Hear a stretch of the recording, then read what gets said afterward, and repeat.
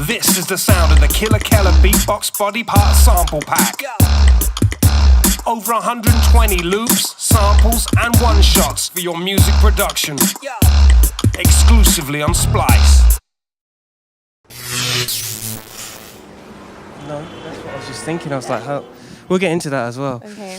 Ladies and gentlemen, this is the Killa podcast. Good for you for tuning in. You know who it is. It's Killa, and I am delighted to be hanging downtown Los Angeles with the one and only K.A.N.G.A inside the place. Hello, hi. Now, for those of you who don't know who K.A.N.G.A is, you've been under a rock. She's like self-produced writer, creative from an industrial emo meets electronic world. She's like killing it out there at the moment. So, you know, these are just mere introductions because, you know, we're going to have a chat right now. How are you? I'm good. How are you? I'm good. Good. Enjoying this 110-degree weather.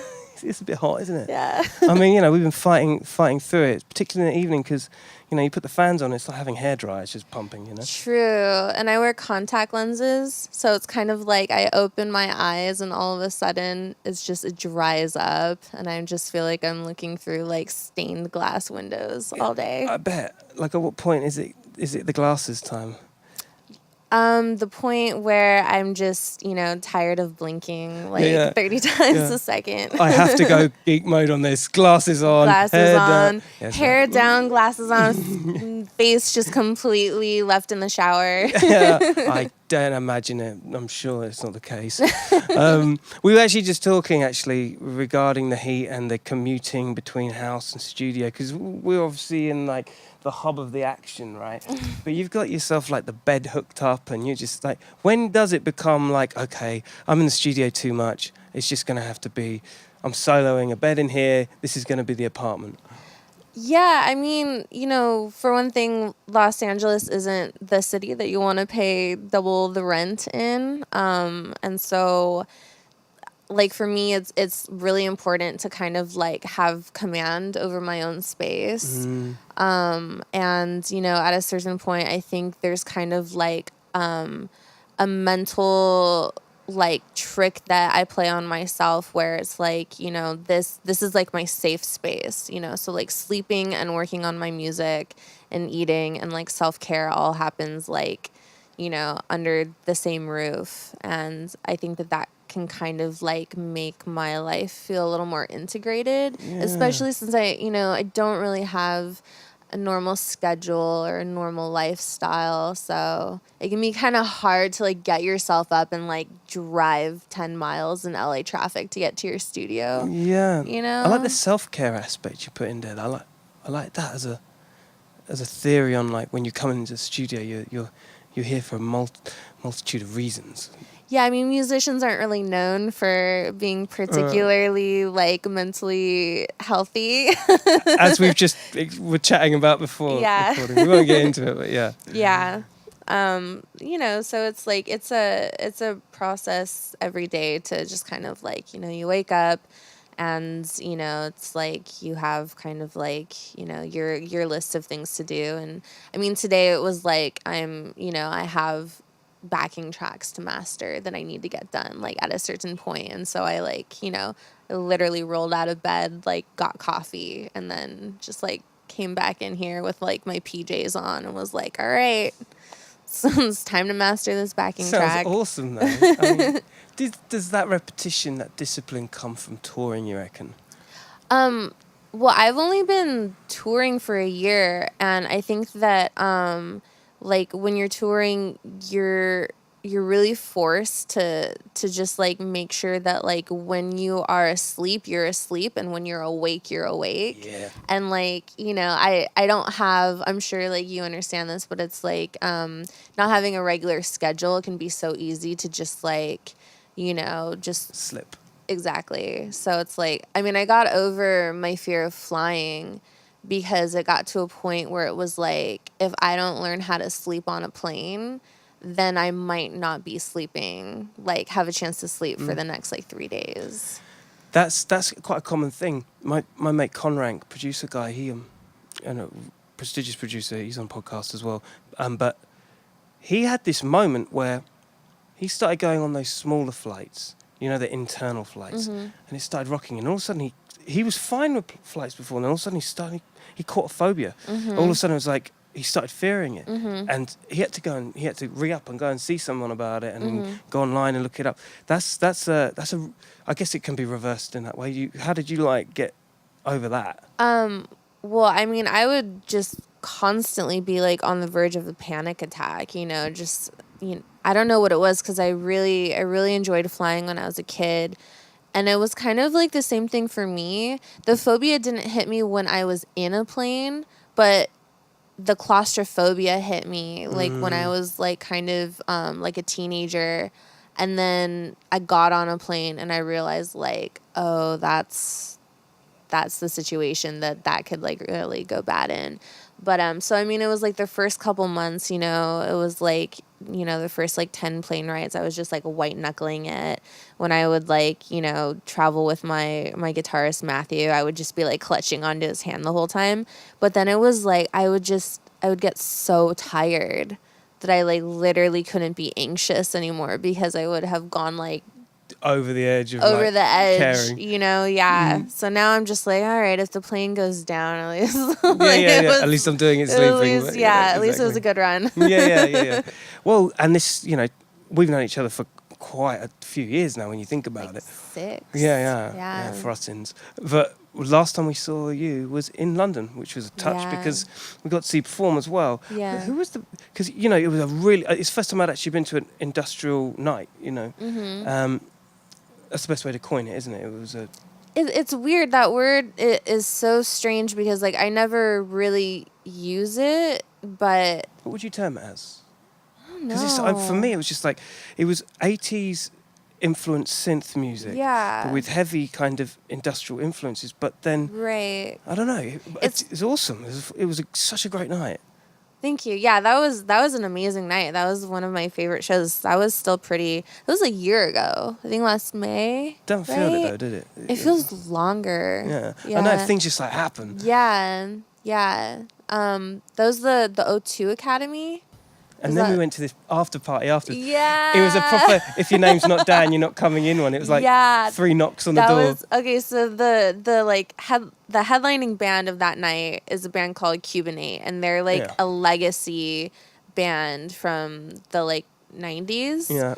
And so, they kind of just like recently had like a comeback as like, like a return or whatever, but like back in the day, like London was like their stomping ground. That's right. And so they still had access. So, like these guys are like in their late 40s, early 50s. Old school. They still had access to like all of their old warehouses and like party spots. And like after the show, we literally just went to like one of their old like spots and just like turned up. It was mad because like you walk in there and it was like a scene out of some like Quentin Tarantino movie. Like, there's these guys that are dressed up as chicks, and then there's these crazy guys that are like totally emoed out, and then there's a bar in the corner where everyone's smoking as if like they were in the 90s. Yeah. Like, you can smoke in here, of course you can. Yeah. And the drinks were cheap under the bar. It was just amazing. Yeah, so illegal. It was so illegal. So much fun. Illegal. I was sitting there just for reference, like as a footnote. I was sitting there outside. I think you guys had gone to the loo, and I was sitting there as a dude sitting there, and he had like a rubber latex one girl dress on, and he's like talking to me, and his lipstick is like smeared across his face. And he's like, he talks dead common, like he was just come from the wherever he works, factory floor. And he's talking to me, and I'm like, hey, he goes, what are you doing? I was like, I'm with the band, and some of the band members they're here, and I'm just having a great time. And as I'm peering down at like his stockings, his balls are just out. His boy's out. It's just like out on the floor, and I'm like, this ain't. That's not surprising. It's appalling, but it's not surprising. Yeah. I was kind of at peace with it the moment I saw it, and I looked back up at him, and he was just like looking at me like, and? Nothing, man, I'm cool. Whatever you're up to. I would be surprised if like there wasn't a pair of balls that just like managed to escape. But I mean, that was the charm. I mean, that was the fun of it. It's just Yeah. like no one gave a shit. Yeah, I mean, it was cool because it was like a reunion of the older generation. Like, they all kind of came together and had like a moment of like reliving their heydays. And then there was like the younger generation that were kind of like cordially invited. And then and then it was kind of like the two levels just kind of like evened out to where everyone was just like smoking and throwing shots at the end of the night. And they loved you, man. I think there's something really positive about a younger act coming into the fold of that scene, because it gives, for them, it kind of re-energizes them. I was talking to a dude from Cubanate, yeah. And because he had a new book out as well. He's got some very accomplished writer. Yeah, he's great. He had some super fans there, and he was saying, how much he loved you and Matt and you guys doing your thing. It's quite an inspiring. It was a good time. Yeah, man. Yeah. Where did it all begin? Where did all that start? When did you get into music? Oh God, how much time do you have? Hey, I mean, it's a podcast. You know it. Yeah, I mean, I was kind of like the quintessential troubled teenager that needed to like do an after school program in order to like keep out of trouble, and I enrolled in a Pro Tools course. So I really liked it because I had done music my whole life, but no instrument had ever really like stuck with me. And then I started taking Pro Tools and Logic classes, and then all of a sudden it was like I just like got it, and it like clicked with me, and I just like kept doing it. I went to college. I kind of just like lived my life and did it like as a hobby. And then I moved back to Los Angeles when I was 20. Right. And I just kind of decided that I wanted to like pursue it seriously. And so I just, I kind of like insulated myself for like my early 20s, just to kind of like, I wanted to be really good at it. It was kind of like I wanted to like challenge myself to be like, to get really good at something before I like really put myself out there. And I think like it kind of worked against me in a certain sense because I've only really been like a public artist and a touring artist for like a short amount of time, but I've been doing music for ever. But I think I'm just recently kind of at the point where I like feel comfortable enough as like a professional producer to kind of like step away from that and like actually like make art, When I think that to your credit, because what it appears, I mean, we've known each other for a while, but the way you manage your profile, it's almost like you've been you're blasted out, and it's almost like that we know how much 10,000 hours it takes, but it feels like you just, with impact, you've already built. Oh, wow. Do you know what I mean? Wow. It doesn't feel like it. Yeah, I mean, because you've done it so much behind the scenes. Yeah. As we know, but then it's almost like you've surfaced pretty quickly as like a already built thing, you know what I mean? Oh, that's really good to hear.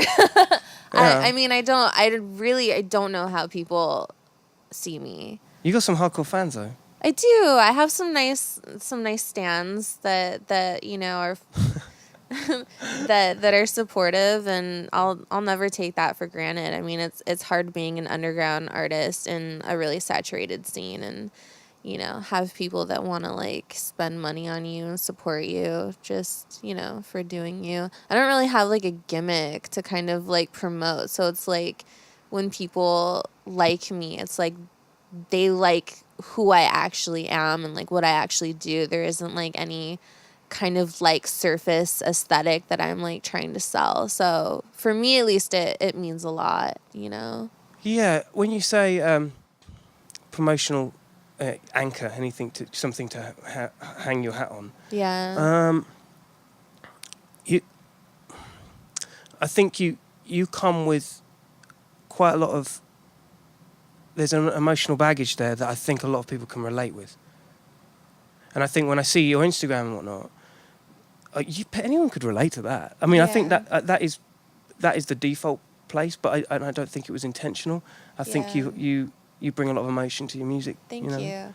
I mean, I kind of feel like I'm the every girl, I'm the nerdy girl, and I just wanted to like make music and do cool shit. I mean, like, at the end of the day, I literally just want to do cool shit. Yeah. And if I can, like, make money at it so that I can keep making cool shit, that's literally all that I want. Yeah, because you know what it is like a lot of the stuff is a set skill that you learn. Yeah. You're learning through the fun of doing something that you're loving doing. Yeah, yeah. But then you might switch it later down the line and decide to do something completely different, but still within the sphere of music. Right, yeah. And then the K.A.N.G.A project will just keep going on its own steam. Yeah. That's the cool thing. It's like because people know that you did it and you enjoyed it, and Yeah. it resonates. I hope so. I mean, Yeah. I feel like I'm maybe just like at the age of like where my generation and maybe a little younger than me just like got really good at branding really quickly, like being really aesthetic, branding, having kind of like a visual image to like pull people in and get people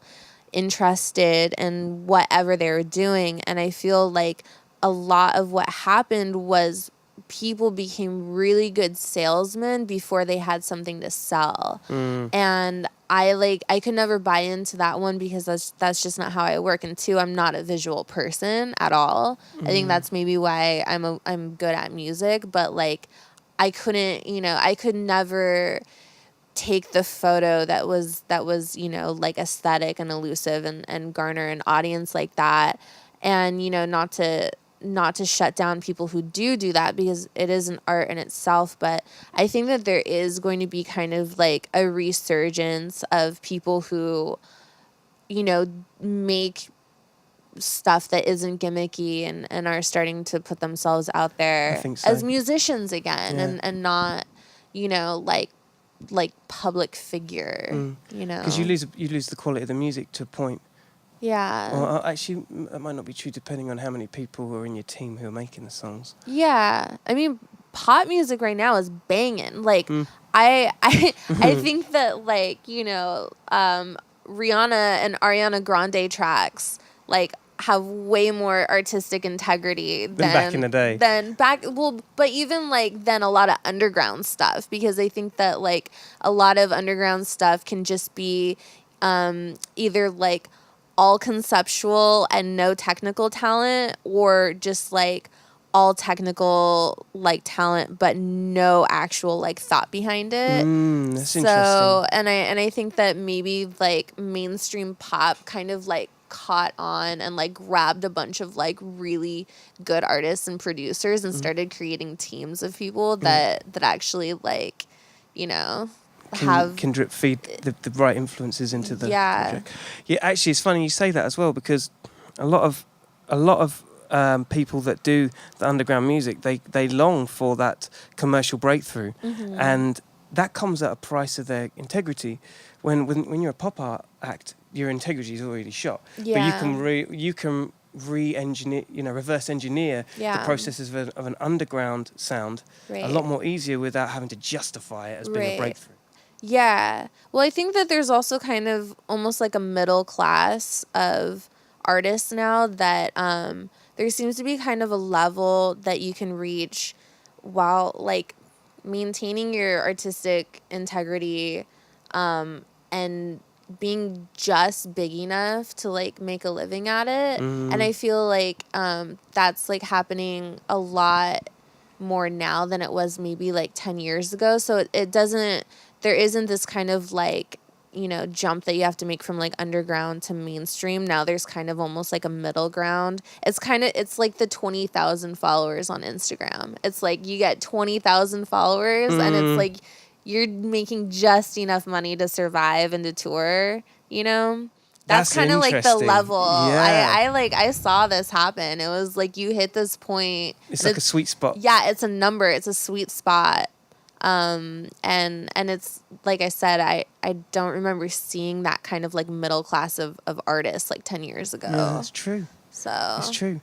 And in an age where numbers and social media presence is, I was speaking to a guy called Enzo, real one, Enzo Amore. He's like a world champion wrestler. He's amazing, and he's a good mate. He's a good dude. And he was saying, the 6ix9ine, the rapper. Yeah. He was saying the 6ix9ines of the world. They they work like a WWE wrestler would to the camera. Everything is like push, push, push, Right. sell, sell, sell. Yeah. And he was making comparisons between rappers nowadays and how the virality of them Right. and what wrestlers used to do back in the day. Oh, that's so interesting. Isn't it? Oh, I would have never drawn that line, but it makes sense because it's like all theater. Yeah. You know? It's all theatre and how much bang you can get for every... I mean, you can apply that into everything, but as long as your songs are good. Yeah. Okay, that's interesting. Yeah, I don't... That like kind of younger crowd is so fascinating to me. It's like, I feel like I'm just now at the age where like I am an actual generation older than like, you know, like the young adults now. So it's like, I almost feel like I'm just like kind of watching like with my like grandma glasses and just, you know, oh, it's so cute. Yeah, but only when they're... only when my contacts dry up. Only when they're drying up. What were your influences? Oh God. What kind of music? What kind of music did you get off on when? You know, what do you get off on now? What's the thing? Well, the band that literally got me like into this type of music was Skinny Puppy. So it's like kind of cool that like I tour with their guitarist now. It kind of got full circle. Yeah, Matt's a good guy, man. He's amazing. Awesome. We went into this. We had this moment because we went out and got fish and chips with him, and he was like showing us where to go. Yeah, in Old Street. He knows he's cut his chops on the road. He's I mean, he's a brilliant musician, but he is a professional touring musician. Like he just, you know, you can go to Mongolia with him and he'll be like, oh, there's this like great faux shop around the corner. And you're just like, how do you know this? He was like a brother that, you know, that I like never had and was really great. But yeah, I mean, my all time favorite band is 9 Inch Nails. And so like he was Trent and that camp of people were like a good example of like what like we were just talking about having like artistic integrity and like being able to like pursue whatever ideas you have without like any constraints, but also have it be like relatable to like a large scale of people. Like a lot of like underground music can be kind of like alienating. Yeah, you know. You're not the first person. I mean, I've had so many conversations with people on podcasts about influences, and 9 Inch Nails comes up every time. Every time, yeah. There's a reason. I mean, they're still touring. I mean, I'm really fortunate, you know, to know, you know, like a handful of people from that camp, and it's just like, you know, they really do a good job of like selecting the best talent and working and collaborating, you know, with like just the best of the best, and you know, being I guess like in the third decade. Yeah, and they work with Bowie and all that, you know. Oh yeah, everyone, everyone of importance. But there are a lot of bands now that I think are great. I mean, I love King Woman and Zola Jesus and the Black Queen. See, these are names I need to check out. A lot of LA acts are kind of resurfacing and bubbling up. Nice. Yeah. Give me one of the older ones that are coming through new again. Okay, so the band Dillinger Escape Plan. Oh yeah. Okay. Yeah. So they retired, and the lead singer of that band, along with Telefon Tel Aviv, who's another really good LA-based producer, and Steve, who is like a really well-known like stage tech, and he worked with Nails and A Perfect Circle and all those people. So they got together, and they have like this new band coming up, and they have like an album coming out later this year that I'm like really excited for because I'm a big fan. But yeah, you know, and then there's just like a handful of other people who are just kind of like I said, kind of hitting that sweet spot, you know, of like being able to do their thing, you know, and have it still like be really good, but kind of have like some success at it. So they've got their chops down. Yeah.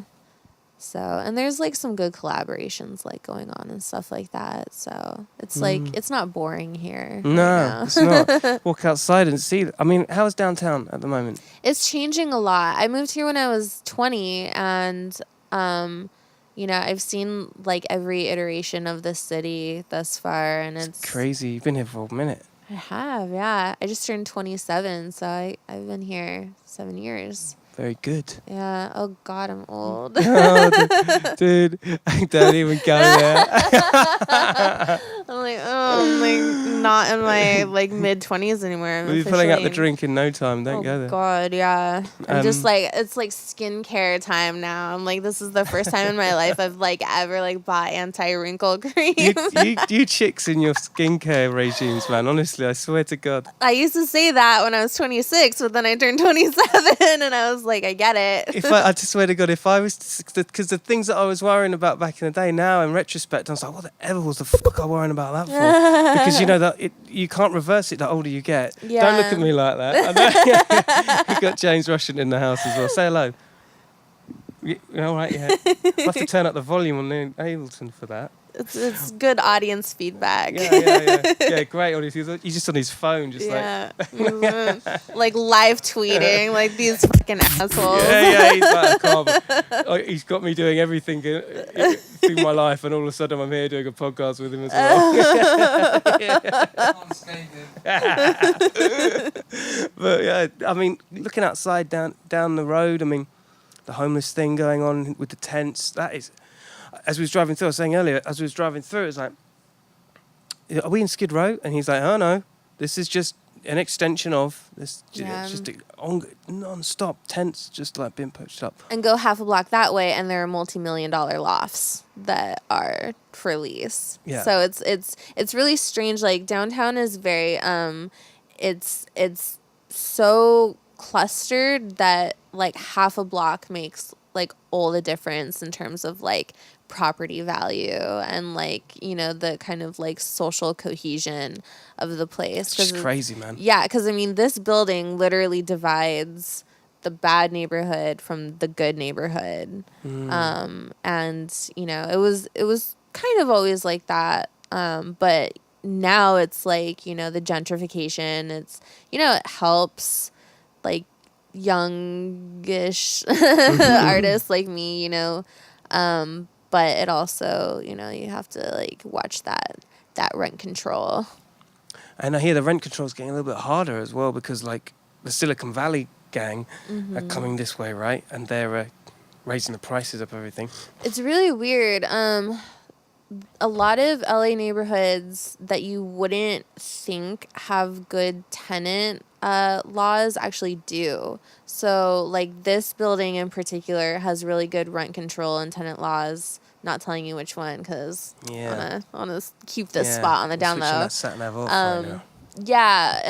But you know, I think you know there are we call them bids. They're like groups of investors and stuff that come in and out, and they're the people who decide like where to put money into what neighborhoods. Oh, right. So this neighborhood got like a really big bid a couple years ago, and so that's why it like changed so much. It's kind of cleared deck for everything in the surrounding area. Yeah, but it's weird because it kind of let the people, like the young kids like me who were already here, who just like wanted like a spot to like make music, like we were able to stay. It's good. Yeah, it was good. I wondered how artists and creatives were able to keep to sustain.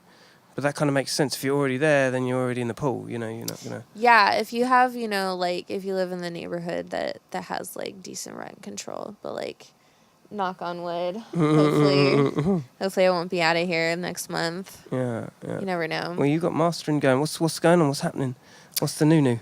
Well, I'm going on tour in August, so I'm doing, like, a 30-day U.S. tour, and then I am playing. I can't tell you yet, but I'm going it's to another be... one of them, ladies and gentlemen. Yeah, I'm gonna get in so much trouble, but all right, we'll keep on a lay. We won't say anything. We won't say nothing. I'll be across the pond. Okay. For a while. Wow. Yeah. As in England or Europe? Both. All of it. All of it for a while. like a good, like what? Like a good, like a chunk of time. Like a quarter. Maybe A season. like a little less, yeah. Like a little less than a season. Okay. Oh, this is intriguing. Yeah. Yeah. Well, that just means you're gonna have to like rent a place. Well, I'm gonna be on a mobile place. Winnebago. A little bigger than that, but A biggie bagel. a biggie bagel. Yeah. He's shaking his head. Yeah. He's so done with you. Yeah, totally. He's on a revolving chair. He's just about to turn off. That's entertainment. But yeah, so you're going to be over there. You're going to be doing it. Yeah. But you're going to be over here, so we're going to like switch places for a second. Yeah, well, we'll just trade rooms. I'll be here. You can be in our place in London. Oh, that works out really well. Yeah. So win. Yeah, okay. Done. There you go. You know. Well, this has been awesome. Yeah. It's been awesome. Yeah. It's been been good. great. It's good seeing you. Yeah, well, I know you're busy. I know you got some mastering and whatnot going on and all that sort of stuff. Yeah, I was working on some stuff before you guys popped by. Yeah. And I don't know, it's a touch being downtown because, you know, I hang out a lot more in West Hollywood. It's the first time I've been these parts on this trip, so it's good. Yeah, you got to have like an insider to like take you to all the spots, you know. It appears to me that everyone's like doing gigs around here. This is like kind of... Yeah, I mean, it's pretty lively around here. They're like a handful of good events and stuff going on. I'm DJing an after party in Chinatown, which is just like 2 or 3 blocks that way. Nice. On Friday night. So you guys should come. Yeah. Okay. Yeah. Sounds good. Yeah, it'll be fun. But yeah, there's not really like a shortage of events happening here. Yeah. So yeah, it's kind of, it's like place of incubation. Yeah, it's not boring right now, which is nice. It was kind of boring for a couple of years. And yeah. I don't know where that change happened. Maybe the hipsters came in, the music got cool, the producers came through. Maybe. I mean, things are cyclical, so, hopefully we can like ride this wave before it gets boring again. Yeah. But yeah, I think there's like a new kind of excited energy going on.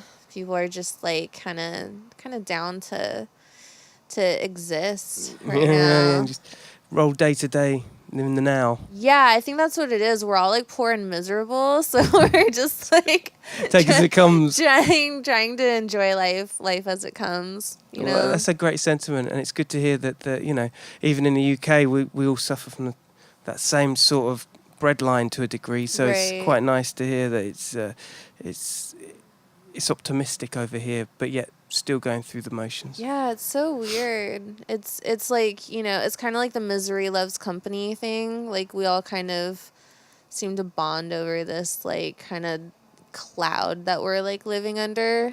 But then all together you can kind of rise, I guess, isn't it? Yeah. Things like that. Yeah, things like that. We do our best. Yeah. Or we try to do our best. We do it in creating, isn't it?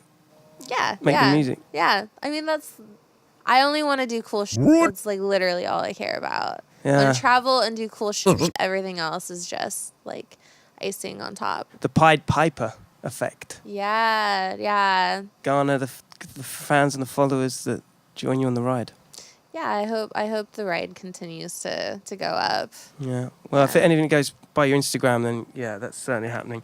You check her out. Was it K.A.N.G.A official? Or is it just K.A.N.G.A, isn't it? K.A.N.G.A, but there are periods Dots, in between the letters. I'll put it up on the page. Don't worry. Don't you watch that. Killa podcast live and direct. This is K.A.N.G.A.